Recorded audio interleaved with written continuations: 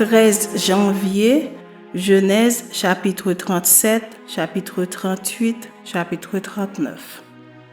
Jacob demeura dans le pays de Canaan où avait séjourné son père. Voici la postérité de Jacob. Joseph, âgé de 17 ans, faisait paître le troupeau avec ses frères. Cet enfant était auprès des fils de Bilia et des fils de Zilpa, femme de son père. Et Joseph rapportait à leur père leurs mauvais propos. Israël aimait Joseph plus que tous ses autres fils parce qu'il l'avait eu dans sa vieillesse.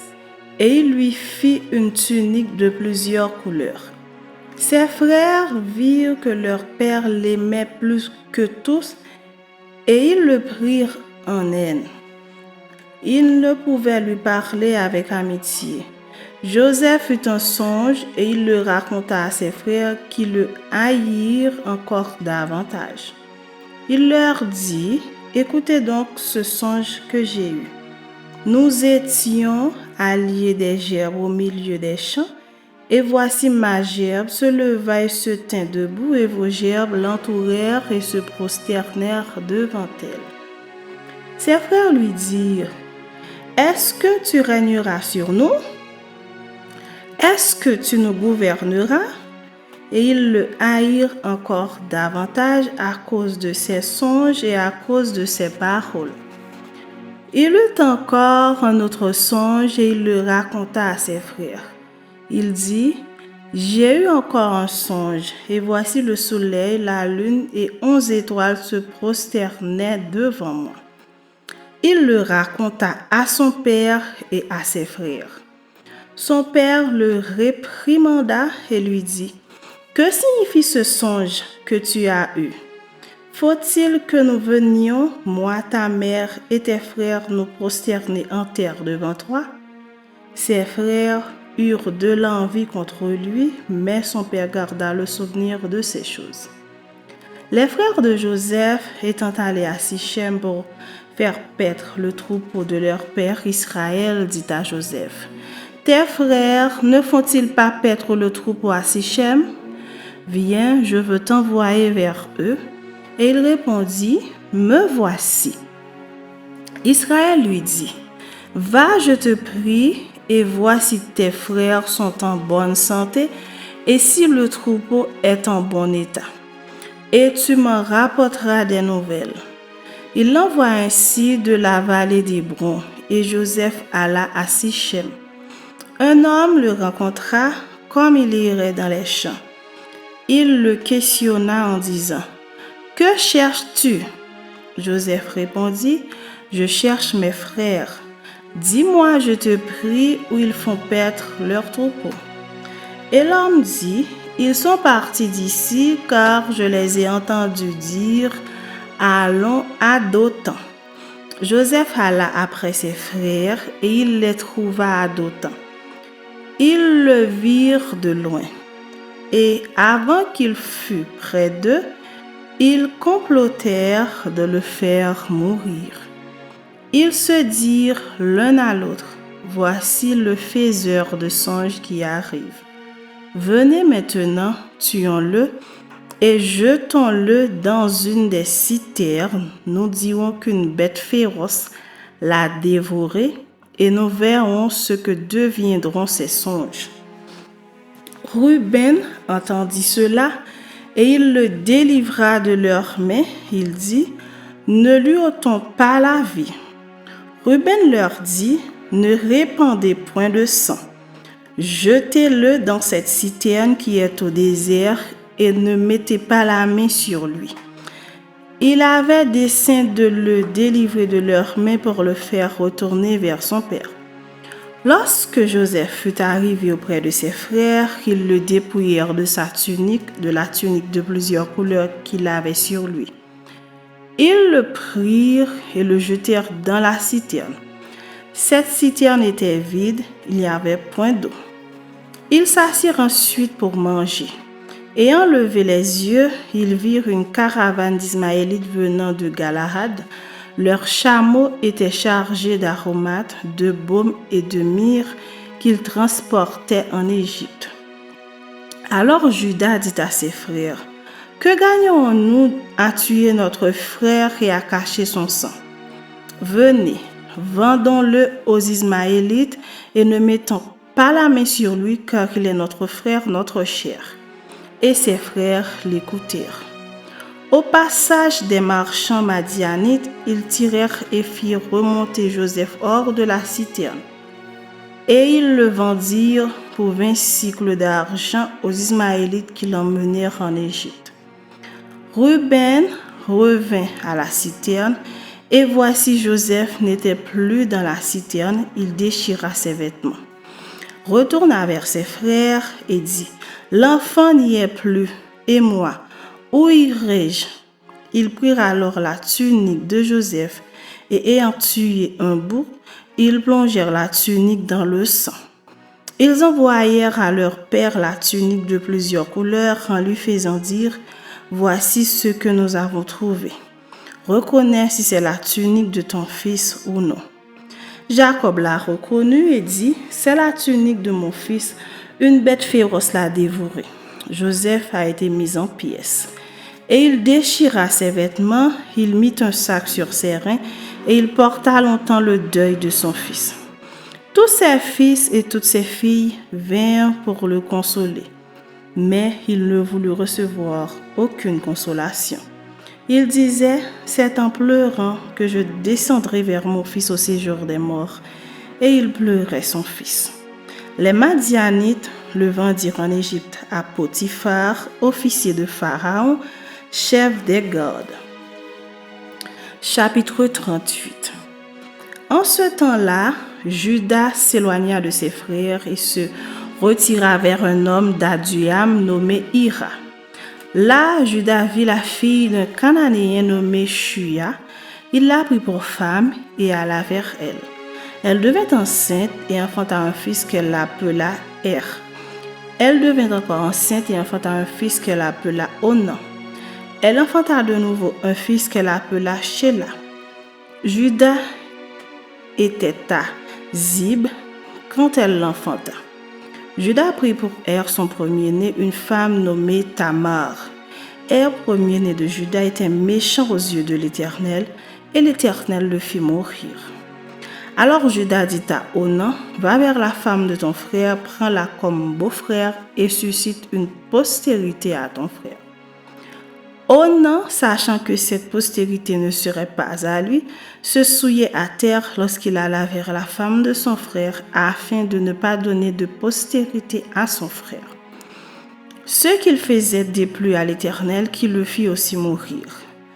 Alors Juda dit à Tamar, sa belle-fille, « Demeure veuve dans la maison de ton père jusqu'à ce que Shéla, mon fils, soit grand. » Il parlait ainsi dans la crainte que Shéla ne mourût comme ses frères. Tamar s'en alla et elle habita dans la maison de son père. Les jours s'écoulèrent et la fille de Shua, femme de Juda, mourut.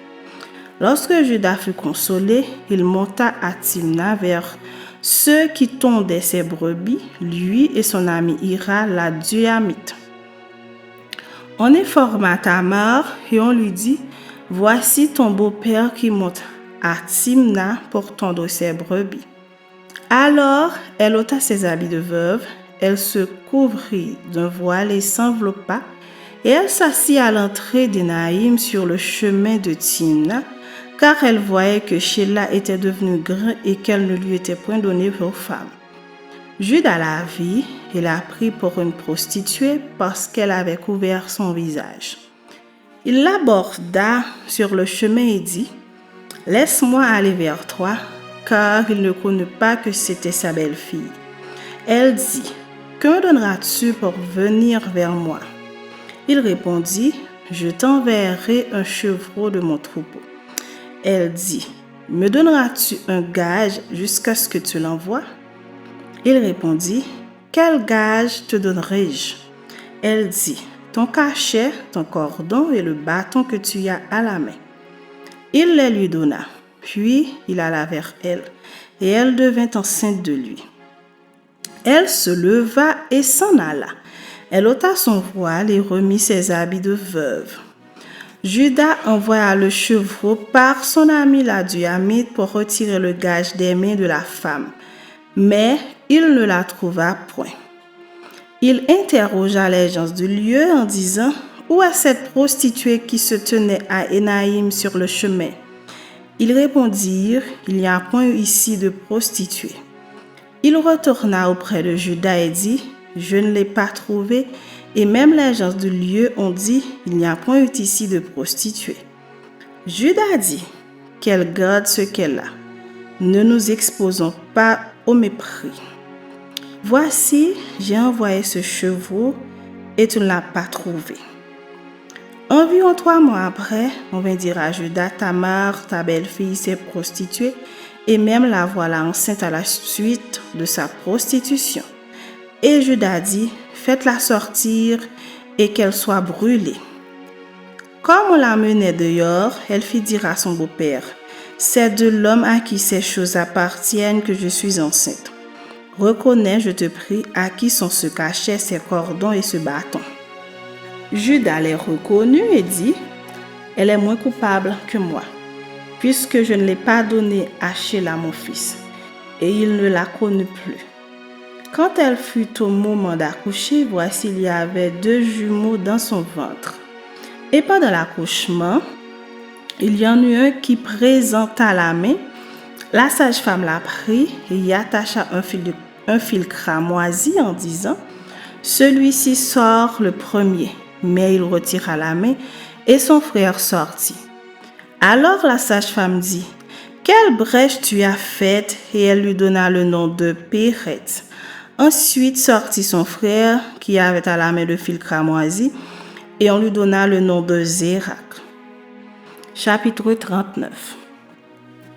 On fit descendre Joseph en Égypte, et Potiphar, officier de Pharaon, chef des gardes égyptiens, l'acheta des Ismaélites qu'il l'y avait fait descendre. L'Éternel fut avec lui, et la prospérité l'accompagna. Il habitait dans la maison de son maître l'Égyptien. Son maître vit que l'Éternel était avec lui et que l'Éternel faisait prospérer entre ses mains tout ce qu'il entreprenait. Joseph trouva grâce aux yeux de son maître, qui l'employa à son service, l'établit sur sa maison et lui confia tout ce qu'il possédait. Dès que Potiphar l'eut établi sur sa maison et sur tout ce qu'il possédait, l'Éternel bénit la maison de l'Égyptien à cause de Joseph. Et la bénédiction de l'Éternel fut sur tout ce qui lui appartenait, soit à la maison, soit au champ.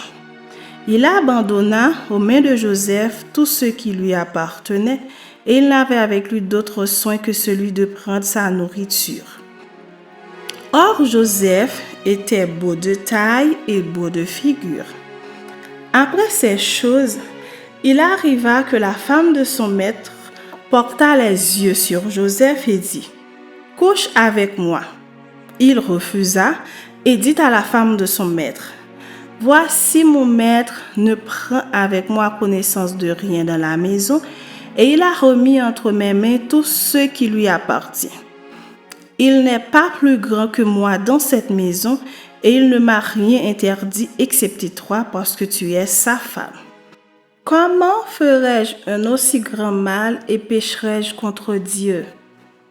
Quoiqu'elle parlât tous les jours à Joseph, il refusa de coucher auprès d'elle, d'être avec elle. Un jour qu'il était entré dans la maison pour faire son ouvrage et qu'il n'y avait là aucun des gens de la maison, elle le saisit par son vêtement en disant: couche avec moi.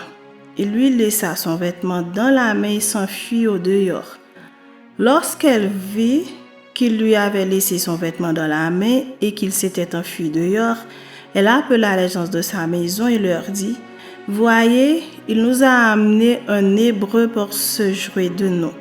Cet homme est venu vers moi pour coucher avec moi, mais j'ai crié à haute voix. Et quand il a entendu que j'élevais la voix et que je criais, il a laissé son vêtement à côté de moi et s'est enfui dehors.